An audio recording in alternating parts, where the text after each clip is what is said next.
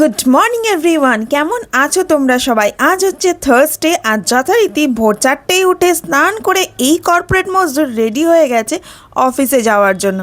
যে কোনো মুহূর্তে ক্যাব চলে আসবে, চট জলদি কর্পোরেট মজদুরকে বেরোতে হবে, তার আগে ভিডিওটা সারতে হবে। বাই দ্য ওয়ে, আর দুদিন বাকি আছে, তারপরে উইকেন্ড মানে লম্বা ঘুম। এই ভোরবেলায় ওঠার টেনশন আর থাকবে না।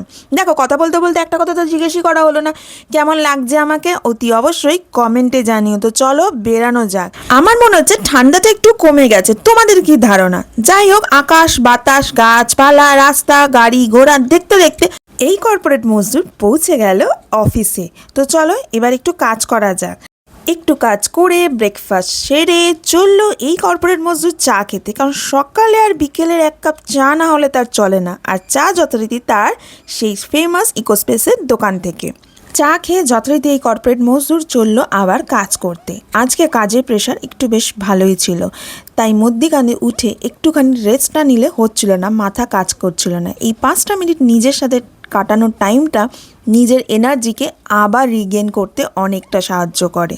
ফিরে এসে কাজ করে গেলাম লাঞ্চ করতে। লাঞ্চ সেরে যখন নিচে হাঁটছিলাম তখন দেখা হলো এনাদের সাথে।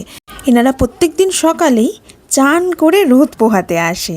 যাই হোক, কাজ কমপ্লিট করে বেরিয়ে গেছিলাম একটা জায়গায়। যাই হোক, তোমরা গেস করতে পারছো, পরে জানাবো, এখন না। অফিস থেকে ফাইনালি ফিরে এলাম। কর্পোরেট মজদুরের কর্পোরেট পার্ট শেষ হলো, এবার পালা গরম চায়ের চুমুক দিয়ে ভিডিও এডিট করা।